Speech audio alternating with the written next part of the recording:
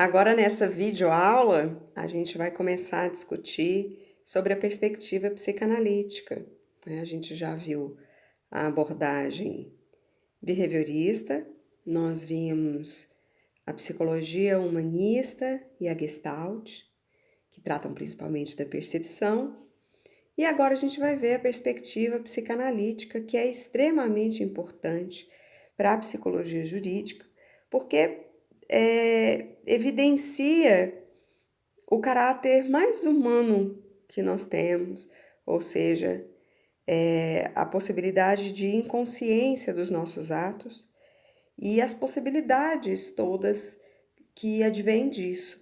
Ou seja, não é porque às vezes a gente não tem consciência de todos os nossos atos, às vezes não, nós não temos, né? Que é possível um indivíduo ser desresponsabilizado dos seus atos. É o inverso disso. É lidando com as suas responsabilidades, com a consequência dos seus atos, que o indivíduo vai tornando-se mais consciente de si mesmo. Tá? Para a gente falar sobre a perspectiva psicanalítica, a gente tem que falar um pouquinho quem que é Freud, quem é esse sujeito, né, que revolucionou as ciências humanas ao trazer o conceito principal, o eixo central da teoria dele, que é o conceito de inconsciente, né? Freud, quando começou a tratar desse conceito e trazer ele como eixo central, ele era aluno de Charcot e ele trabalhava, estudava e atendia principalmente mulheres que tinham histeria, né? E Charcot usava no tratamento com elas a hipnose. E com o uso da hipnose se percebia que os sintomas poderiam ser retirados imediatamente.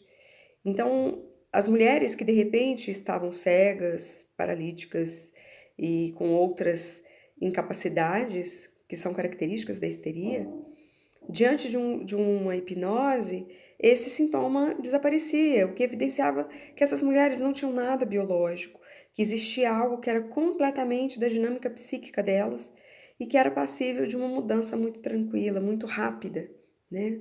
É lógico que depois, com o uso da hipnose, isso não, depois do uso da hipnose, né, essas mulheres voltavam a ter esses sintomas e foi a partir disso que Freud começou a estudar o conceito de inconsciente e bolar esse conceito que já vinha sendo sinalizado por tantos outros estudiosos, tá? Para a gente falar sobre inconsciente, a gente tem que pensar, bom, quando a gente pensa em inconsciente, a gente já fala o que não é consciente, né? Só que é mais do que isso, tá? Inconsciente, na perspectiva freudiana, é sim o que nós não temos acesso, o que não tem como a gente se lembrar, a gente se recordar, por mais que a gente se esforce, isso não está evidente na nossa consciência, mas ele norteia todas as nossas ações, os nossos desejos, os nossos pensamentos, tá? Para Freud, o inconsciente é muito mais do que uma área onde nós não temos acesso, tá? Ele é um sistema psíquico dentro de nós, do nosso funcionamento, que é completamente independente da consciência. E ele tem a sua atividade própria, as suas próprias leis, as suas próprias regras. O inconsciente é o mundo do simbólico. Então, ele é o símbolo puro, o símbolo livre de,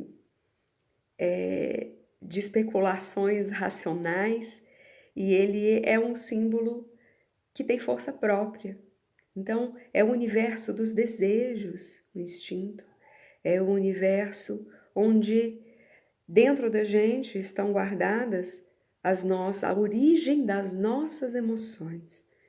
É muito mais do que as nossas emoções, mas o significado que foi dado a elas é completamente livre de racionalidade, né? Então, o inconsciente é o irracional, o simbólico, os significados em essência das nossas vivências e dos nossos instintos, tá? Às vezes, no senso comum, se fala muito do inconsciente como se fosse um caos, né? Um mistério, o que é ilógico, o que é impossível você compreender, que não tem como você se aproximar dele, né? Só que isso é um equívoco, né? Porque o inconsciente é parte do nosso funcionamento e é a maior parte do nosso funcionamento. Então, ele não é algo que está oculto, escondido, submerso e é inatingível. Ele é a origem das nossas ações e ele tem um funcionamento próprio e uma linguagem própria. Então, com esse funcionamento racional que nós temos, essa organização mental racional que nós temos, fica difícil a gente compreender o inconsciente por meio das leis racionais. A gente tem que compreender o inconsciente a partir das suas próprias leis, das suas próprias regras, tá? Então, o inconsciente, ele não é o que fica abaixo da consciência, tá? Ele é o que rege a consciência. É, é a maior parte do nosso funcionamento está no inconsciente. Tá? Então, Freud fez nessa primeira topologia, explicando a psique humana, ele comparou essa relação consciente e inconsciente com um grande iceberg. O que a gente vê do nosso funcionamento, os nossos pensamentos, o nosso raciocínio, a nossa percepção, ela é completamente racional, né? E é isso que faz parte do nosso consciente. É isso que a gente vê, o que a gente tem acesso. Mas o inconsciente é a estrutura que está por baixo disso tudo, tá? Que ali estão os nossos desejos, as nossas pulsões agressivas, né?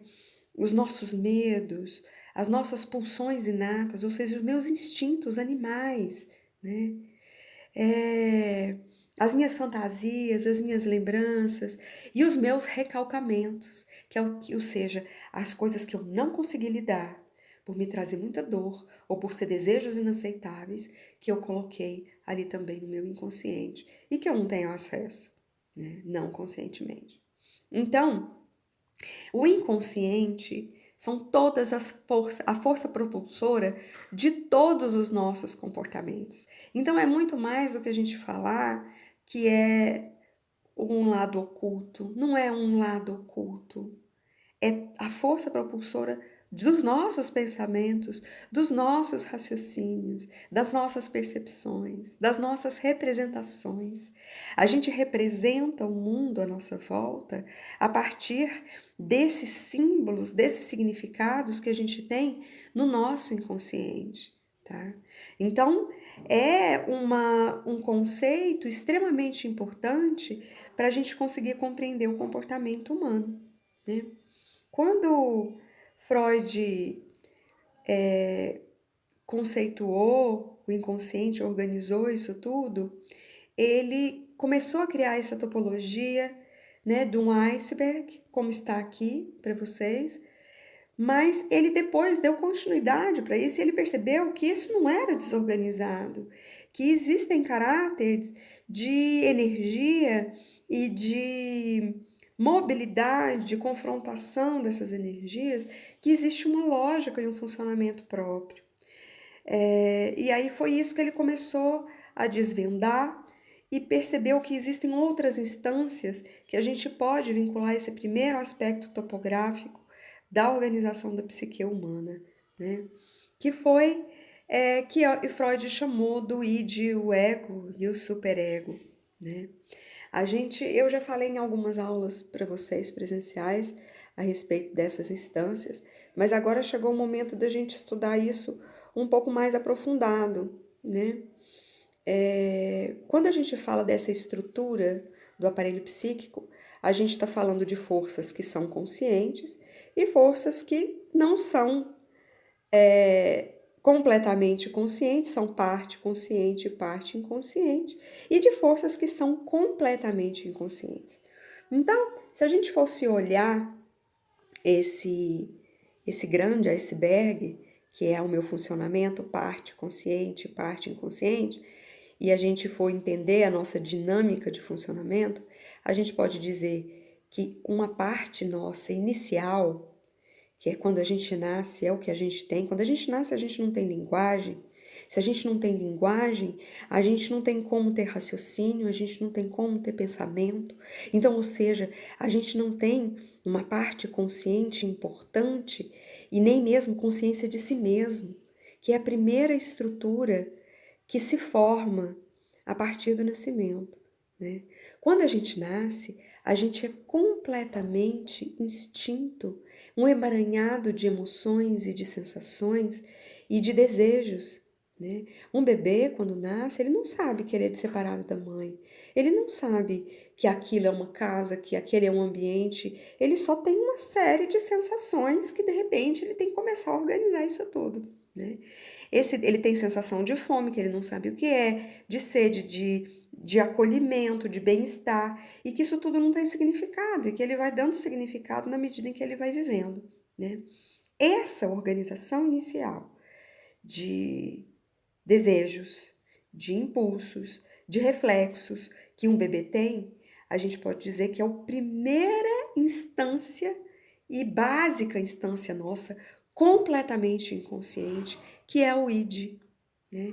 O id é a casa do prazer. Ele obedece ao princípio do prazer. O que um bebê quer? Um bebê, ele quer prazer. Ele busca, ele quer prazer, ele quer agora, naquele momento, tá? Então, o id, ele está relacionado aos instintos e ele é completamente inconsciente. Essa estrutura do id, ela é formada por impulsos, por instinto e por desejos. Tá? Então, o id, ele sempre está em busca do prazer, ele não lida bem com frustrações e ele quer sempre uma solução imediata para tudo. Tá? Essa estrutura, ela desconhece processos racionais, ela desconhece argumentos, ela desconhece, enfim, racionalidade mesmo, desconhece os valores morais. É a mesma coisa, imaginem-se argumentando com um bebê, esgoelando que ele quer mamar, que ele tem que se acalmar, porque ele vai ter que esperar, né? O argumento não tem nenhum efeito, e é assim com o id, essa estrutura inicial que nos move a buscar prazer. Quando Freud fala de uma estrutura psíquica que é completamente sexual, ele fala dessa busca inicial de prazer. Tá? Então, quando Freud fala de uma organização psicossexual, ele não está falando do ato sexual em si, da reprodução sexual em si. Ele fala desse impulso fundamental que nós temos de busca de prazer, que é um prazer sexual. Por que a gente quer prazer? Para tudo a gente quer prazer. E esse prazer é o que Freud chama de sexual. Tá? Não é o ato sexual em si. É lógico que as questões da sexualidade humana, elas transcendem as relações entre os casais, enfim, o ato sexual em si. Mas o conceito de impulso sexual para Freud vai muito além do ato sexual. E aqui o id, ele trata de desejos sexuais, desejos de prazer, tá? Quando a gente busca o tempo inteiro prazer que estão vinculados a esse prazer inicial que a gente tem quando é bebê. Eles só vão se travestindo de outras formas, tá? Então, um prazer que alguém tem, por exemplo, em fumar charuto, como o próprio Freud fazia, é um prazer que é completamente vinculado a um prazer infantil, de sucção, de da amamentação mesmo própria a esse momento, né? Por isso é tão difícil lidar com esse tipo de vício, por exemplo, porque ele é algo que transcende a racionalidade. Ele trabalha com questões que são inconscientes, né? Então, essa é a primeira instância que a gente desenvolve, tá? No próximo slide a gente vai dar, no próximo vídeo a gente vai dar continuidade.